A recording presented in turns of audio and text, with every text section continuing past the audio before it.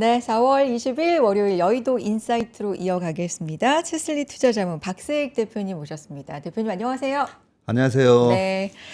대표님하고 지난번에 언제 뵀나 그렇게 세어봤더니 2월 말에 출연해 주셨더라고요. 그때 그러니까 전쟁 완전히 직전, 바로 직전에. 정말 직전이었어요. 네. 절묘하게 그때 출연을 해주셔서 오히려 오늘 얘기를 나눌 때 그때 의견과 지금 의견 사이에 변수가 굉장히 큰 게 하나 생겼기 때문에 굉장히 그런 어떤 또 보시는 분석이 좀 용이하실 것 같고요. 그때 대표님께서 말씀하신 올해 코스피 목표치가 7,200에서 9,600 수준을 말씀을 해주셨는데 이제 말씀드렸지만 그 사이에 전쟁이라는 큰 변수가 생겼잖아요. 그럼에도 불구하고 의견에는 변함이 없으십니까? 그 7,200에서 9,600이 내년까지고 오. 그때 나와서 했던 얘기가 작년에 우리가 75.6%라는 네. 그런 수익을 기록한 게 뭐 한 세 번 있었잖아요. 80년대랑 뭐. 그런데 그렇게 강세가 이어지고 나면 대체로 우리가 보면 뉴턴의 물리학 법칙이 있잖아요. 3법칙. 예, 관성의 법칙, 가속도의 법칙, 그리고 작용 반작용이 있는데 주식 시장에도 보면 이런 희한하게 물리학의 법칙이 다 적용이 되더라고요. 희한해요. 예, 관성의 법칙은 어떤 저항이 없으면 움직이는 물체는 계속 움직이려고 그 방향으로 그죠? 움직이려고 한다. 그래서 보통 장대 양봉이 나오면 그 다음 일봉도 마찬가지고요. 주봉도 마찬가지고 그 다음에 계속 이어지는 경향이 많습니다. 그래서 강세 현상이 올해 2월까지 48% 올랐었잖아요. 진짜 지수가. 강했죠. 두 달 만에 48% 오른 거는 우리나라 주식 역사상 처음이었어요. 예, 작년에 75.6% 오른 거는 역사상 한 세 번째 정도 이렇게 되긴 하지만 그래서 너무 이제 우리 시장이 과열돼 있는 분위기 속에서 그때 말씀드렸던 게 2005년도에도 우리나라 코스피가 54% 그리고 코스닥이 84% 올랐었는데 그런데 그 다음에 2006년에 보면 4, 5, 6월 달에 지수가 20%나 확 빠져요.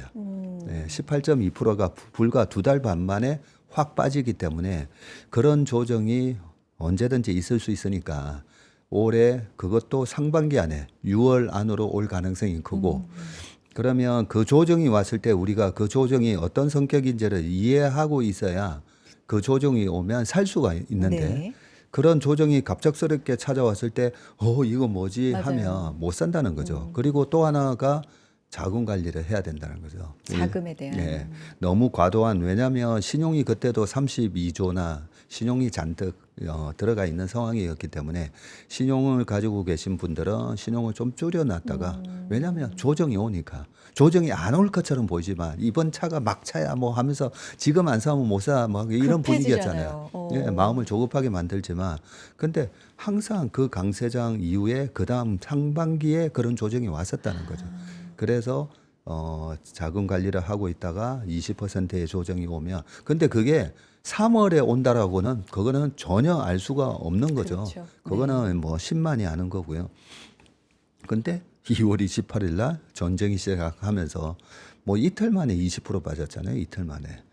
예, 그래서 그때 2006년의 차트를 보여드리면서 4, 5, 6월에 있었던 그런 조정이 언제든지 올 수가 있고 그러면 2006년은 어떤 모습이었나 그 2006년의 모습이 조정받다가 결국 다시 올라가거든요. 그래서 2006년 말에서 2007년 강세장이 이어집니다. 그런데 그때 뭐 저는 계속 이 업계에 있었기 때문에 그때 한화투신에서 주식팀장 할 때 보면 이제 진짜 본격적인 하락이 시작됐다라고 얘기하신 분이 되게 많았었어요. 예, 유명하신 분들이 그때 여러 가지 지표를 보면서 이제 진짜 빠진다. 이제 진짜 빠진다 하고 2006년에 그런 조정이 오니까 봐라 이제 진짜 빠지는 거다 했다가 네. 다시 다 들어올리면서 2007년에 마지막 5파 상승이 있고 끝났다는 거죠. 예, 그 얘기를 말씀드리면서 그때 조정은 있고 그래서 이번 조정을 겪고 나서 내년에는 한 7,200에서 한 9,600까지 가는 내년까지. 그런 장이 될 수 있다. 내년 네. 마지막 5파. 그런 말씀을 드렸습니다. 그러면 대표님 이번에 아무도 뭐 그러니까 조정이 올 수는 있지만 시장이란 게 이렇게 올라가다 보면 조정이 올 수 있지만 이게 전쟁 때문에 이 정도 깊이의 조정이 올 거라고도 많이들 예상을 못했었고 근데 조정이 왔고 회복도 그만큼 좀 빠르지 않았나라는 생각이 들거든요. 미국도 그렇고 뭐 한국 시장도 그렇고요. 뭐 요런 왜냐하면 전쟁 직전에 나오셨다가 지금 또 요 시기에 나오셨으니까 그동안의 하락과 또 회복의 사이클을 보시면서 어떤 분석을 하셨는지도 궁금해서요. 네. 네. 자, 그런데 네. 3월 초에 네. 그런 조정이 왔어요. 맞아요. 오면 우리가 봤지 내가 조정 온다고 했지가 아니라 조정의 형태는 여러 가지 다르게 나타나잖아요. 그렇죠. 이번에는 미국하고 이스라엘과 이란의 전쟁의 형태로 나타났고 그러면서 유가가 119불 갔고 자, 이런 조정이 왔을 때 그러면 우리는 어떻게 대응해야 되느냐 이잖아요. 그래서 항상 우리가 얘기하는 게 예측보다는 대응이라고 하는데 보면 근데 사람들이 사실 대응 전략을 잘 모르시는 것 같아요.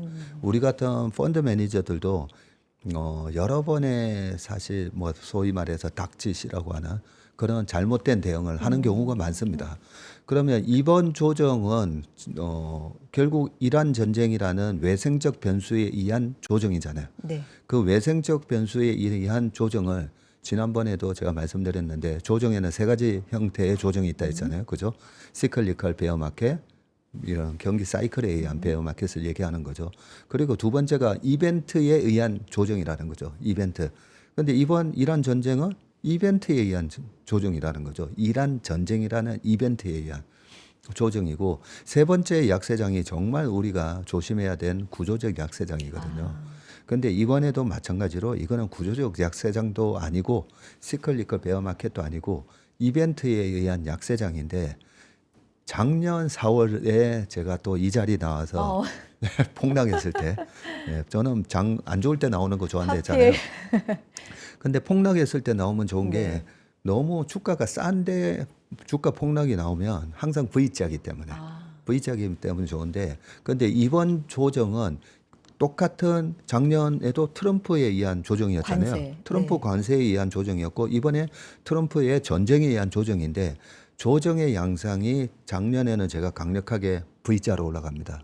트럼프 대통령이 만들어준 봄맞이 대박엔 세일이니까 여기서 명품 주식 사셔가지고 돈 버세요 뭐 이런 얘기를 했다며 이번에는 죄송한데 이번에는 V자 회복은 아니라는 거죠. 네, V자 회복은 아니라고 하면서 제가 이 정도의 외생적 변수에 시장이 단기간에 급락을 했던 경우랑 또 하나가 공통점이 뭐가 있냐면 작년 코로나 때나 작년 폭탄 관세 때는 우리나라 지수가 2188 갔어요. 2188은 그렇죠. PBR이 0.81 뭐 이런 수준이었고 2000대였는데. 자, 지금은 PBR이 2배가 넘은 데서 나온 조정이잖아요. 네.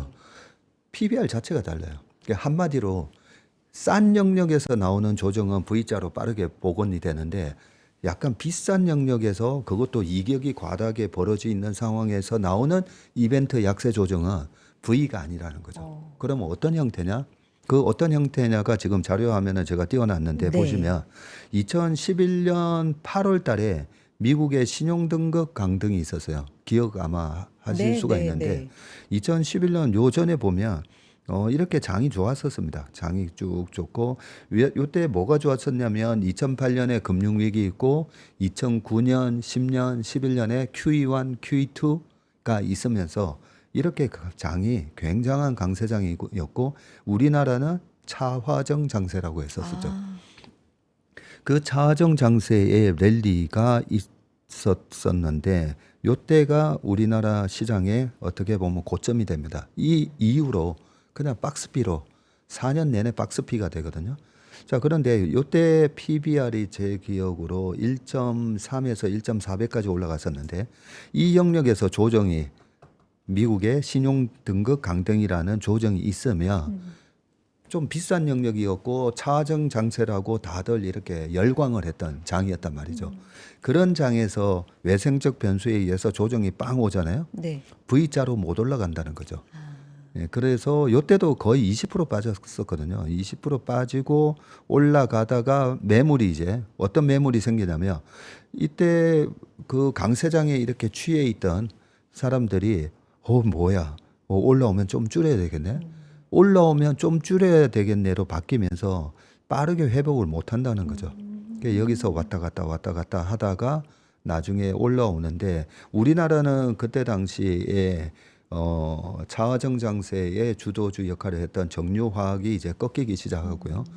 그리고 나중에 그 자동차 같은 경우도 2012년부터는 N달러 환율, 원엔 환율이 다시 떨어지기 시작합니다. 네. 1,500원까지 올랐던 원엔 환율이 나중에 1,000원까지 빠지게 되는데 그러면 자동차가 안 되잖아요. 네네. 네, 그러면서 자화정에서 차까지도 무너지는 장이 아, 2012년 하반기부터 2013년 넘어가면서 나오고 유가가 2013, 14년도에 셰일 혁명 때문에 유가가 14년부터 급락하기 시작하거든요. 그러니까 유가가 급락하면서 조선주부터 시작해서 그다음에 석유화학 플랜트의 수주를 받아놨던 우리나라 GS건설부터 해가지고 그 건설사들이 굉장히 힘들어지면서 어닝 쇼크를 내게 되고요. 그러면서 이제 박스피로 들어가게 되는데 네. 반면에 미국은 이때 당시에 어떤 기업들이 전고점을 돌파하면서 올라가냐면 애플의 아이폰으로 전 세계의 스마트폰 시장에 굳건하게 이익 기준으로 1등을 차지하는 네. 애플 같은 주식은 계속 올라가고요. 아, 이때 당시에 아마존이 또 계속 올라가요. 아, 그래서 2011년, 12년 넘어가면서 애플이 세계 시가총액 1등이 되고 네. 아마존은 클라우드. 그때 우리가 막 클라우드 공부 많이 했거든요. 클라우드가 뭐야? 막 구름 띄워놓고 예, 이거는 뭐지? 하면서 약간 지금 AI 공부하는 느낌이에요. 그러네요. 예, 네. 이 세상이 정말 그렇게 중요한 건가? 네, 변혁기에 있는. 변혁기에. 네. 그러면서 아마존의 주가가 올라가고 2014년 2월에 사티아 나델라가 마이크로소프트의 회장이 되시거든요. 근데 2013년까지는 이 클라우드의 성장에 는 아마존이 독주였는데 마이크로소프트의 그 사티아 나델라가 클라우드 본부장이었어요. 그러면서 부사장 역할을 하시면서 클라우드가 뭔데 이렇게 고성장이 나오지? 그러면서 사티아 나델라가 그때 세 번째 CEO로 취임을 합니다.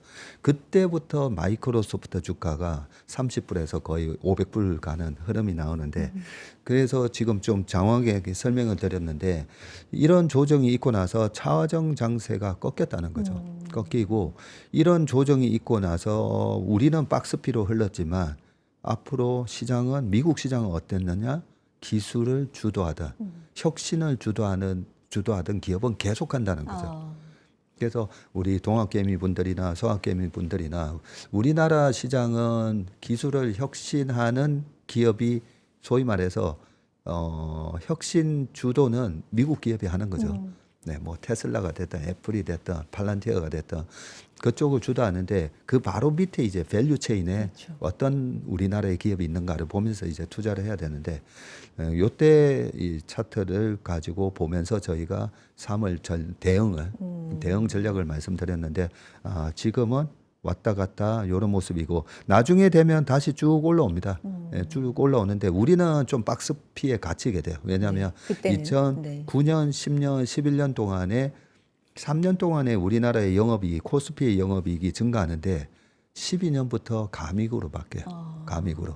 근데 지금 우리나라 코스피에 대한 추정치가 작년에 우리가 291조 벌었거든요. 코스피에서. 네. 291조 벌었는데 올해 예상치가 뭐 500조 됐다가 600조 됐다가 지금 700조예요. 삼성전자 하이닉스 두 개만 합쳐도 네. 지금 5, 600조가 되다 보니까 그렇죠. 추정치가 계속 높아지고 있고 내년도 추정치도 거의 뭐 800조 얘기가 나오고 있는데 그 800조가 그대로 나오면 다행이고 근데 올해로서 이익이 만약에 피크아웃이 된다면 그러면 우리나라 지수도 박스피에 갇힐 수가 있고요. 내년에 이 AI 혁신이 계속 지속되면서 삼성전자 하이닉스도 그렇게 막대한 이익도 나오고 그다음에 최근에 보면 유가가 다시 떨어지면 소비재가 올라오게 돼 있어요. 그러면 그동안에 못 올랐던 소비재 올라가고 조선도 많이 쉬었잖아요. 뭐 조선주 쉬었던 것도 올라가고 이렇게 되면 내년에는 지수가 뭐 한 7,200 이상 갈 수도 있겠다. 뭐 이런 생각을 하면서 올해 전체적인 전략은 정강, 중약, 후강. 네, 딱 저는 그냥 2006년 차트를 생각하면서 지금은 운용 전략을 세우고 있습니다. 전강, 중약, 후강. 네, 그게 네. 지금 요 오. 차트를 보시면 좀 이해하기가 쉬우신데요. 네네네네. 지금 요 차트가 지난번에 가져왔었던 2003년, 4년, 5년에 코스피 54% 올랐다 했잖아요. 네, 그런데 여기 보시면 1, 2, 3, 4까지 강하다가 갑자기 5, 6월 두 달 만에 아까 뭐 18.2% 정도 네. 빠졌거든요. 그러고 나서 올라가는데 바로 V자로 강하게 올라가기보다는 이제 좀 왔다 갔다 해요. 그리고 11월 달에 고점을 뚫게 됩니다. 11월, 12월 그러고 나서 2007년도에 불을 뿜는 모습이 나오는데 거의 뭐 내년 2027년까지 거의 이런 비슷한 모습이 나오지 않을까. 그러면 우리가 그 생각할 수는 있어요. 아까 제가 전자 뭐 하이닉스 말씀드렸는데 그러면 만약에 삼성전자 하이닉스 못 올라갔는데도 이렇게 지수가 오를 수 있을까? 네. 그죠? 그 2007년도에 삼성전자 하이닉스 현대차 힘을 못 썼어요. 예. 그 힘을 못 썼음에도 불구하고 우리나라 코스피가 이렇게 올라갈 수 있었기 때문에 저는 지금 내년까지의 전략은 큰 그림은 이렇게 보고 큰 그림은 이렇게 세워놔야 이 떨어졌을 때 살 수가 있어요. 안 그러면 떨어지면 또 막 이제 본격적인 하락의 시작인가 싶어서 못 산다는 거죠. 하지만 이런 큰 그림을 그리고 있으면 떨어질 때마다 좀 마음을 단단하게 잡고 네. 살 수 있다. 그리고 하지만 3분기까지는 하지만 여기서 바로 막 6,500, 6,700, 뭐 7,000을 가는 장은 아니기 때문에 지금은 약간 역발상 투자로 떨어지면 사고 올라가면 계속 현금을 어느 정도는 만들어 놓으셔야 된다고 생각합니다. 올라갈 때마다 어느 네. 정도 현금을 좀 모아가는 전략. 레버리지 같은 경우는 무리해서 하면 절대 안 되는 장이다. 네, 라고는 계속해서 맞습니다. 좀 6천 네. 이상에서 레버리지는 조심해야 된다. 아, 전쟁은 시장이 다 잊은 건가 봐요. 사실 주말 사이에 호르무즈가 열렸다 닫혔잖아요. 뭔가 그런 악화되는 느낌에 따라서 시장이 또 흔들릴까 했는데, 오늘 우리 시장 반응을 봐도 그렇고, 이제 전쟁보다는 실적이다. 전쟁보다는 기업이다. 이제 확실히 이쪽으로 기울었다는 느낌도 좀 들거든요. 예. 자, 전쟁에 대해서도 과연 시장은 이 전쟁을 다 잊었을까? 그런데 도대체 주식은 왜 저렇게 강해? 그러니까요. 이런 부분이잖아요. 그러면 우리가 과거의 전쟁의 역사에서 좀 힌트를 얻을 수가 있거든요. 그러면 미국이 우리가 좀 너무 낙관적인 가정 말고 미국이 전쟁으로 인해서 힘들었던 전쟁 하면 어떤 전쟁이었을까요? 결국 이기지 못한 전쟁, 장기화되고 그게 베트남 전쟁이잖아요. 그 베트남 전쟁이 64년부터 1975년까지 있는 동안에 그러면 미국 증시는 되게 안 좋았느냐라고 보면 그러지는 않았어요. 그 베트남 전쟁 동안에 그러면 그거는 미국이니까 그렇지. 한국은 다르잖아. 이럴 수 있잖아요. 그렇죠. 근데 베트남 전쟁 전의 대한민국과 베트남 전쟁 이후의 대한민국이 완전히 달라져요. 네. 일본이 2차 세계대전에 패망하고 한국 전쟁이 있음으로 인해서 일본이 다시 산업화가 되고 재건이 됐잖아요. 그래서 베트남 전쟁으로 인해서 우리가 굉장히 큰 수혜를 받았었죠. 그 전에는 외화가 없어서 자금, 원조를 받고 그런 국가였다면 그 베트남 전쟁 이후로 한국이 산업화가 되고 그때 당시에 현대건설이 베트남 미군 공사를 수주하고요. 한진그룹이 군수 물류 운송을 담당하고 대우가 그때 당시에 해외 사업을 경험하면서 해외 사업의 경험에 대한 축적을 하는 그래서 산업화가 촉진이 되고 내수 중심에서 수출 중심 경제로 전환이 됐던 게 베트남 전쟁이에요. 그래서 우리나라한테도 상당히 큰 혜택을 줬었다라고 보면 되는데 자 미국 주식은 어떻게 됐나 한번 보여드릴게요. 네. 그 니프티 50 이런 네네네. 말씀 많이 네. 들어보셨잖아요. 그 이 니프티 50에 해당되는 주식들이 뭐 IBM, P&G, 3M, 코카콜라, 맥도날드 뭐 이런 기업들이거든요. 월마트나 자 이런 기업들 50종목만 주구장창 올라갔다고 해서 니프티 50라고 얘기하는데 그러면 니프티 피프티 주가가 어떻게 움직이냐면 지금의 68년 M7과 같은 그렇죠. 건가요? 예, 지금의 M7과 네네. 마찬가지 기업이고요. 네. 그 니프티 50 같은 기업이 68년에서 72년이며 전쟁이 좀 장기화되면서 미국에서 반미 운동에다가 그는 여러 가지 시위 이런 것들이 하면서 사회가 되게 혼란스럽게 보였었고 1971년도에는 닉슨 쇼크도 있었어. 예, 영국하고 프랑스가 달러를 들고 와서 야 금으로 바꿔줘 했는데 그 금으로 못 바꿔준다 배째라 했던 것도 71년이고 그 혼란스러운 와중에 보시면 주가가 이렇게 주구장창 올라요. 이 배째라 했을 때가 이렇게 이런 조정은 항상 있습니다. 이런 조정은 있는데 보시면 이렇게 그 50 종목이 계속 올라가는데 왜 이런 현상이 일어나냐면 아무래도 그 국채를 찍어서 베트남 전쟁에 대한 전비 마련한다고 그렇게 상황이 안 좋았었어요. 그래서 지금 이런 말 나오죠. 그 채권 투자와 주식이 동시에 약세를 보였던 현상 뭐 이러면서 얼마 전까지 지금 그렇죠. 미국이 마이너스였었잖아요. 네네. 그래서 3월 말만 하더라도 채권 투자와 주식 투자가 동시에 마이너스가 났던 그러니까 경우. 가격이 동시에 내려가는 거죠. 예. 네. 채권은 금리가 올라가면 가격이 떨어지는 그러니까요. 거니까 이런 현상이 일어났던 게 과거에도 보면 한 3번밖에 없어요. 그 3번 중에 하나가 22년이었고 그 전이 1941년에 그 뭐 진주만 12월 7일 날 일본이 하와이 침공했었던 그때도 41년도에 채권하고 주식이 동시 약세였었고요. 그다음에 요 68년, 69년 요때가 베트남 전쟁 때도 채권 주식이 동시 약세였던 때가 잠시 있었었는데 그런 부분에 있어서 우리가 경제 상황이 좀 어렵고 금리가 높잖아요. 그러면 철저하게 실적 나오는 주식으로 압축을 해서 운용을 해야 된다는 거죠.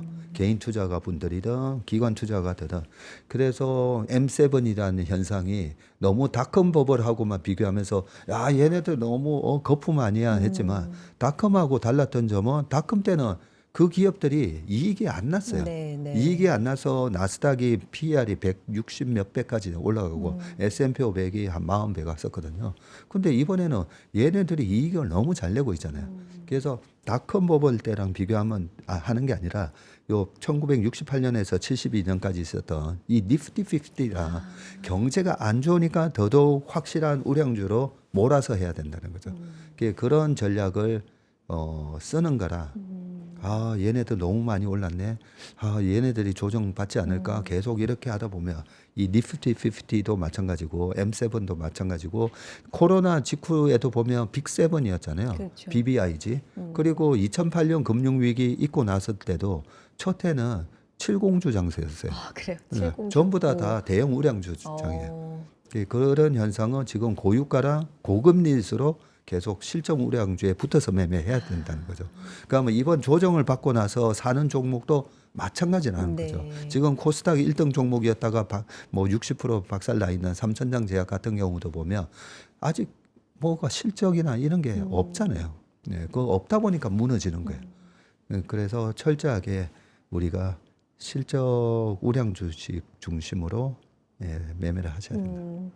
이럴 때일수록 실적에 더 주목하는 게 완전히 내러티브적으로 이게 지금 맞는 거다라는 네. 말씀을 해주시는데, 자, 그렇다면은 어떤 섹터에 좀 주목을 하면 좋을까? 좀 이런 부분을 말씀을 듣고 싶은데, 반도체에 대해서는 워낙에 이야기들을 많이 하잖아요. 말씀하신 것처럼 M7이 그렇게 실적이 잘 나오고 투자를 계속해서 이어가면 당연히 우리한테도 좋은 바람이 이제 올 거니까 반도체는 좋다.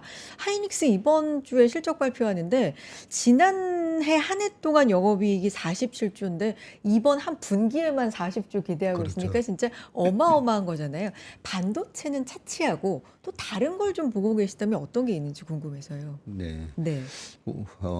저희가 예전에 국가기관 네. 자금을 운용하면서 제가 장관상을 받은 적이 어. 있잖아요. 그게 2017년에 그 장관상을 받았었는데 그 기관에서 저희가 대형 그 우량주 중심으로 운용하는 네. 펀드도 운영하고 중소형주 펀드도 운용을 했었어요. 근데 그 중소형주 펀드를 운용을 하기 위해서 PT를 갔을 때 그 앞에 계신 그 심사역 분들한테 네. 제가 이렇게 설명을 했습니다. 여기 와서 PT를 프리젠테이션을 하는 대부분의 운용사 매니저들이 피트린치처럼 발로 뛰어다니면서 우량한 우리나라의 중소기업을 발굴해서 투자하겠다. 아마 그렇게들 다들 얘기할 건데 저는 좀 다른 전략을 가지고 있다고 얘기했어요. 오. 우리나라 중소형주를 잘 하려면 삼성전자를 잘 알아야 된다는 거죠. 예. 삼성전자를 잘 알아야 되고 시클리컬을 알아야 되고 그 외국인의 수급을 알아야 된다. 뭐 이런 얘기를 좀 하긴 했었는데 그게 뭐냐면 그 예전에 보면 네. 예. 우리나라 그 중소형 우량주 말도 안 되게 주가가 50% 70% 빠지는 기업들이 꽤 많아요 보면. 예, 그런 기업 중에 하나가 뭐 동진세미캠 뭐 이런 기업들도 보시면 됩니다. 보면 아니 5년 연속 매출이 늘어나고 이익도 늘어났는데 주가가 50에서 70%씩 빠져요. 그건 왜 그런 거예요?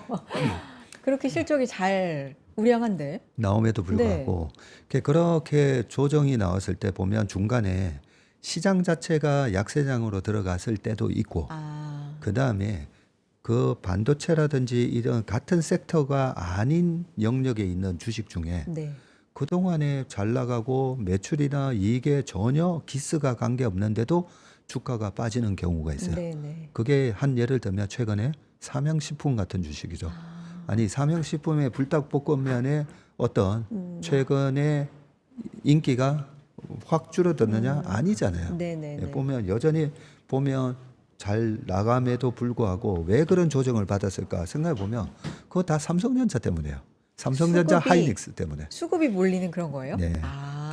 그거는 벤치마크 펀드를 운용해 본 매니저들은 다 이해할 건데요. 그 소위 말해서 뭐 국민연금 펀드든 방금 말씀드렸던 어떤 기관의 펀드를 저희가 받아서 운용하잖아요.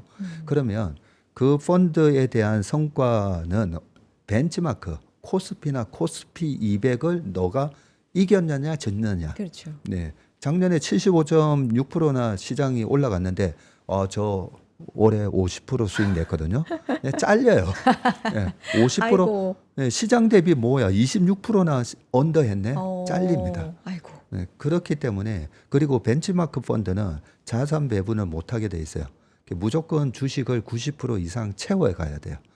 우리가 소위 잘하는 뭐 주식형 뮤추얼 펀드 뭐 이런 것들이 다 마찬가지고 그리고 그 뮤추얼 펀드에도 개인들이 사시는 공모형 주식형 펀드에도 네네네. 보면 주식 편입비 90% 이상 유지합니다라고 돼 있거든요. 자 그런 펀드에서 삼성전자 하이닉스가 없다? 그럼 뭐 시장은 언더하게 돼 있어요. 그러네요. 네, 언더하게 되죠. 저희도 재작년 가을부터 작년 상반기까지는 오히려 삼성전자가 없어서 시장을 이기기가 좋았고 그때는 조방원이었잖아요. 그죠? 맞아요. 조방호, 피부미용, 엔터가 좋았었고 그러다가 하반기 9월 달부터 이 삼성전자 하이닉스가 달리면서. 특히나 네. 하이닉스는 그동안에 강했지만 전자 큰형님이 움직이기 시작했잖아요. 그렇죠. 그러면 전자랑 지금 하이닉스 합쳐가지고 40% 넘잖아요. 네. 근데 이 40% 없이 시장을 이긴다? 못 이겨요. 아. 네, 못 이깁니다. 그러면 조선, 뭐 피부미용, 엔터 다 팔고 삼성전자 채워야 돼요. 그 삼성전자를 그냥 채우는 것도 아니고 한 27%에서 한 30%를 사야 돼요. 없었다면. 네네네. 그죠? 그럼 뭐 뭘 팔아서 사야 되잖아요. 그렇죠. 그래서 기존의 주식들이 영향을 받는다는 거죠. 이도 저도 아니면 그렇게 얘기해요. 운용사의 CIO나 CEO 분들이 야, 그 잘 모르겠으면 그러면 그냥 시장에 붙여 이러거든요.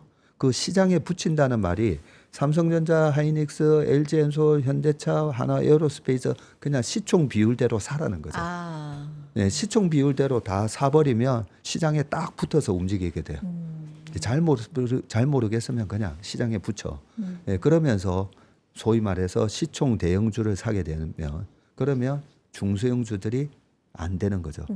이게 최근에 보면 아마 많은 분들이 정말 내가 이렇게 좋은 주식은 나는 10년 끌고 갈 거야. 그쵸. 이런 마음으로 네. 나는 10년 장기 투자할 거야. 그러고 샀더니 아니 삼성전자 하이닉스는 올라가는데 내 주식은 왜 이래? 내 주식은 왜 거꾸로 가는 거야? 이게 다 수급이 빨려 들어가서 그래. 그러면 이 반도체가 언제 멈추느냐를 좀 봐야 되고요. 그 언제 멈추느냐는 저도 잘 모르겠어요. 잘 모르는데 우리가 5분 늦은 시계 전략이라고 시그널이 나오면 이제 대응을 한다는 거죠. 네네. 펀드 매니저들은 대응을 해요. 아, 전자가 이제 주도주로 들어가네 하면 뒤늦게라도 채우듯이 아, 이제 다 왔네라고 하면 뒤늦게라도 전자 하이닉스의 비중을 줄이면서 또 그 줄인 만큼 현금을 들고 있는 게 아니라 주식을 채워야 된다는 네. 거죠. 그러면 뭘 채울까? 그쵸. 뭘 채울까 해서 아까 제가 니프티 50를 보여드렸던 이유가 지금은 여전히 미국의 10년물 국제금리가 4.2 전후하고 있잖아요. 고금리이기 때문에 미국의 지금 주택시장도 별로 안 좋아요. 경기가 아주 뭐 호황이다 이런 상황 아니잖아요. 그러면 결국은 반도체에서 옮겨가더라도 실적 우량 중소형주로 옮겨가야 되는 거예요. 스토리 내러티브 주식으로 옮겨가는 게 아니라 실적 우량 중소형주로 넘어가야 되는데 그거는 시장에 다 답이 나와 있습니다. 네. 퀀터 분석하시는 분들 자료라든지 이렇게 보면 실적은 여전히 좋은데 아니 왜 얘는 왜 못 올라갔지? 못 올라간 게 반도체가 지금 3월 달 수출 증가율이 160% 이러고 있잖아요. 근데 다른 회사도 나 38%야. 애게가 됐었던 거죠. 네네네. 네, 그런데 지금 30% 40% 이렇게 꾸준한 성장이 나오는 수출 기업들 같은 경우에는 반드시 이제 반도체가 어느 정도 멈추면 매기가 그쪽으로 이어가고 그 중에 대표적인 게 방금 말씀드렸던 그런 소비재라고 봅니다. 소비재. 경기 소비재. 네. 반도체가 언제 끝날지는 아무도 모르고 끝나기를 원하는 것도 아니고 단지 이제 흐름을 보겠다는 건데 그 신호를 우리가 다 주시하고 있잖아요. 대표적으로 뭐 현물 가격이라든지 뭐 이런 부분들이 있는데 그런 신호는 그러니까 5분 늦은 시계 전략이라고 하셨는데 어떤 부분을 주로 대표님은 보세요, 그러면? 저희도 이 반도체가 너무 네. 중요하고 맞아요. 시총 비중이 높다 그러니까요. 보니까 매일같이 그 고민을 하고요. 매일같이 체크를 합니다. 디램 스팟 가격도 맞죠. 체크를 하고 있고요. 그리고 전방 산업, 이 메모리를 사가는 사람들, 그 기업들이 다 메타, 마이크로소프트 이런 빅테크들이잖아요. 그 빅테크들 실적 나올 때마다 저희가 제일 먼저 체크하는 게 캐펙스예요. 지금은 어땠는데 다음 분기 캐펙스에 대한 가이던스. 네, 얼마를 얘네들이 투자할까? 그런데 작년 하반기부터 올해 상반기 그 3월까지만 보더라도 뭐요? 아니 더 늘린다고? 네, 우리는 뭐 구글이 연구체 발행하고 그다음에 그 오라클 같은 데서도 걱정을 좀 뭐 했죠. 서로 뭐 네. 서로 뭐 주고받고 식으로 막 투자하는 걸 걱정했었잖아요. 순환된다. 네. 저러다가 이제 투자 사이클이 끝나면 주가 박살나겠지 막 이런 생각을 많이 했잖아요. 그런데 뭐야 더 투자한다고? 예, 그런 모습들이 보이고 있기 때문에 아직까지는 조심조심 반도체를 들고 계시는 분들 입장에서는 계속 이제 그걸 보면서 저희도 조심조심 아직은 팔 때 아닌가 봐 이러고 있거든요. 아직은 팔 때 아닌 것 같아 이러고 있는데 최근에 시그널 하나가 나온 거에 마이크론 테크놀로지에서 목표가 하향 뭐 요게 하나 나왔어요. 그리고 반도체나 이런 시클리컬 산업 같은 경우에는 나중에 보면 막 무더기로 막 나와요. 주가가 약해지고 뭐 스팟 가격 떨어지고 하면 예전에 2차 전지도 그랬고 뭐 반도체도 그랬고 이런 큰 장치 산업 있잖아요. 이 큰 장치 산업은 한 번 꺾이면 거의 1년 꺾이는 거라고 봐야 되기 때문에 그래서 최근에 이제 마이크론 테크놀로지에 대한 목표가를 이제 꺾는 모습이 나왔고 그 다음에 또 하나 시그널이 지금은 이익 추정치가 계속 올라가고 네. 있잖아요. 우리나라 코스피도 마찬가지예요. 코스피가 그동안의 강세장, 약세장을 보면 코스피의 이익 추정치가 계속 올라갔던 2009년, 10년, 11년에는 장이 좋았고요. 네. 2012년부터 계속 추정치가 계속 낮아져요. 13년에도 낮아지고 14년에도 계속 낮아집니다. 그래서 추정치가 이제 꺾이기 시작했다 싶으면 여기서라도 팔아야 돼요. 어깨에서라도. 근데 보통은 우리가 매매에 익숙하지 못하신 분들이 꺾였을 때 내가 저기서 팔 걸 120만원에서 팔 걸 뭐 이러면서 꺾였는데 자꾸 이 가격에 오면 팔아야지 하시는 분들이 그 많거든요. 고점 찍었던 게 내 돈이었던 것 같죠. 내 돈이었던 것 같고 우리가 차트에 보면 헤드앤숄더라고 하잖아요. 네. 이게 왜 숄더겠어요? 헤드만큼 안 가니까 숄더인 거거든요.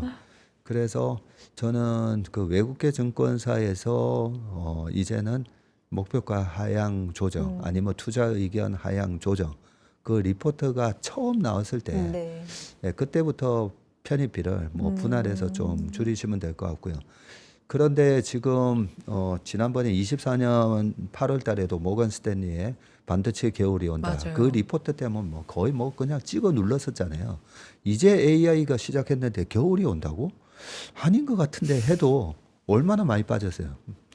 그렇기 때문에 특히나 그 외국계 증권사에 꺾는 리포트가 나오면 그때는 어깨라도 좀 줄이자 그런 생각이고 또 하나는 제가 수급은 모든 재료에 우선한다 이 얘기를 되게 많이 했잖아요. 여기 3% 우리 스튜디오 와서 한 500번 이상 한 것 같아요. 3% 상담소 할 때부터. 수급이 우선이다. 네, 일단 수급이 우선인데 네. 그 수급에 교란을 미치는 요소들이 꽤 많아요. 하반기에. 지금 스페이스X 상장한다 그러죠. 6월에. 네. 네, 6월에. 그다음에 창신 메모리 상장한다 그래요. 창신 메모리는 또 반도체잖아요. 네. 그리고 YMTC나 이런 그 중국의 또 다른 그 반도체 회사 상장하는 걸 보면 그 상장을 왜 하는지 이유가 있잖아요. 그러면 상장을 하면서 자금을 조달하죠.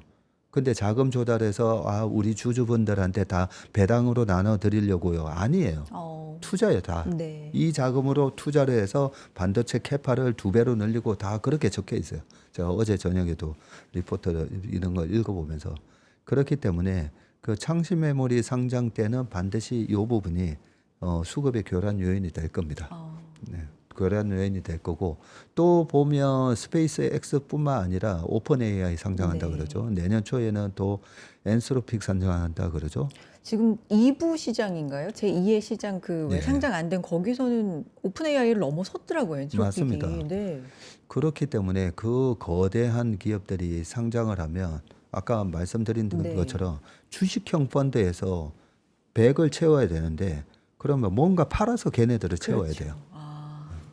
그런 부분들이 하반기에는 수급의 교란 요인이고 제가 퀀터적으로도 좀 뭐 말씀을 많이 드리잖아요. 예전에 여기 나와서도 24년 말에도 그동안에 좀 어려우셨지만 그래도 홀수해는 장이 좋고 짝수해는 조정인데 네, 그 얘기를 하면서 이 표 보여드리면서 네. 말씀드렸는데 25년은 홀수해였었던 거죠. 그죠? 그렇죠? 그 24년 초에도 여기 나와서 그동안에 자 보세요. 짝수년도 코스닥의 평균 수익률은 이렇게 마이너스 17.8이고 짝수에 98년부터 코스닥 수익률 보면 마이너스 23, 마이너스 79, 마이너스 38, 마이너스 15 이걸 말씀드리면서 웬만하면 24년 초에 4월 달까지는 코스닥은 웬만하면 정리하세요. 네, 그 얘기를 말씀을 드렸었던 거고 24년도에 마이너스 21.7% 나왔어요. 네. 네, 이렇게 시장이 많이 빠졌었는데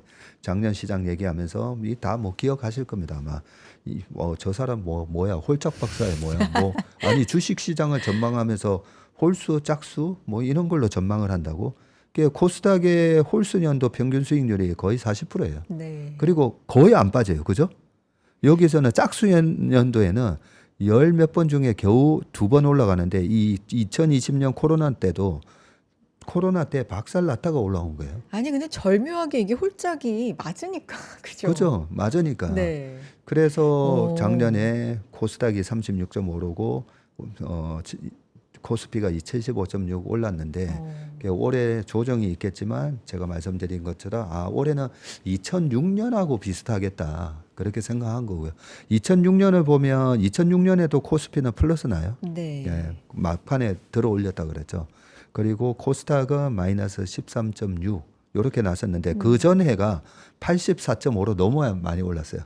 너무 많이 오르고 조정받고 2007년도에 플러스 다시 16.2 이렇게 나는데 말씀드린 것처럼 수급의 교란 요인 그리고 왜 하필 짝수연도 그 짝수연도에도 좀 험악했던 구간들이 있거든요. 험악했던 구간들이 여기 22년도 그다음에 2018년도 뭐 이렇게 보면 그때가 중간 선거가 좀 있었던 해였고요. 올해가 중간 선거가 있는 해잖아요. 그리고 또 하나가 올해가 월드컵이 있는 해고 뭐 이런 여러 가지 이유로 월드컵이 영향을 주는 건가 뭐 이런 생각하다가 중간 선거 때에 이번에도 공화당이 지금은 상원 하원의 다 다수당인데 상원 하원 다 민주당으로 바뀔 가능성이 높다고 하잖아요. 그러면 트럼프 대통령의 정책에 그 이제 힘이 견제가 이루어지면서 뭐 이런저런 이유로 네. 주가가 흔들리는구나라고 생각하기 때문에 아무튼 올해 7, 8, 9, 10월 지금 2분기까지는 제가 보니까 아직 5% 상승이 남아 있는 것 같은데 하반기 특히 8, 9, 10월 달은 좀 조심하자. 네, 그런 말씀을 드립니다. 알겠습니다. 또 모셔야 되는데 8, 9, 10월 얘기까지 해주셔서 안 나오실 예정은 아니죠? 네. 대표님 또 오실 겁니다. 6월 달에 나와가지고 정말 그럴 가능성이 있어 보이는지 네. 6월 달에 다시 한번 나와서 또 점검을 해드리도록 하겠습니다. 정말 어떻게 딱 2달 만에 그 전쟁 직전에 나오셔서 어떤 그런 부분과 지금의 이야기 그 사이에 뭐 우리 시장은 거의 다 회복을 했고요. 뭐 이런 상황들에 대해서 앞으로 또 어떻게 봐야 되는지 오늘 인사이트 정말 인상 깊게 들을 수 있는 시간이었습니다. 찰슬리 투자자문 대표이신 박세익 대표님 인사이트 고맙습니다. 고맙습니다. 네, 여의도 인사이트 이렇게 함께 하셨습니다. 최근에 이렇게 코스피, 코스닥, 뭐 미국 시장에 따라야 돼, 아니면 뭐 트럼프 대통령의 말에 따라야 돼, 이란 상황에 따라야 돼, 참 어지럽고 중심 잡기가 어렵습니다. 자, 이런 가운데 교육 프로그램 통해서 중심 한번 잡아보셨으면 좋겠는데요. 3프로에서 반도체 하면 바로 김장열 본부장님이시죠. 3프로에서 구독자분들의 친구처럼 투자 가이드가 되어주시는 김장열 본부장님께서 이 3프로 구독 서비스 여러분 앞에 선보였습니다. 방송에서 다 하지 못한 이야기부터 또 본부장님만의 초격차 인사이트까지 구독을 통해서 수강하실 수가 있는데요. 이미 많은 분들이 수강으로 함께하고 계신 박병창 이사님, 이선엽 대표님, 차영주 소장님, 장호진 작가님의 날카로운 시황 분석 교육도 준비가 되어 있습니다. 시장의 노이즈는 걷어내고 본질을 바라보자 이런 취지로 강의 함께해 주시면 좋을 것 같고요. 5분의 투자 시그널이 담긴 시황 분석 영상 강의와 매일 실시간으로 쏟아지는 실시간 스팟 시황 분석 강의 제공이 되겠습니다. 많이 많이 신청해 주시고 또 도움 받아 보셨으면 좋겠습니다. 자, 오늘 이렇게 월요일 시장도 고생 많이 하셨고요. 뒤에 있는 단독 방송도 많이 함께 해 주시고요. 내일 클로징 벨 라이브로 인사드리겠습니다. 여러분 고맙습니다.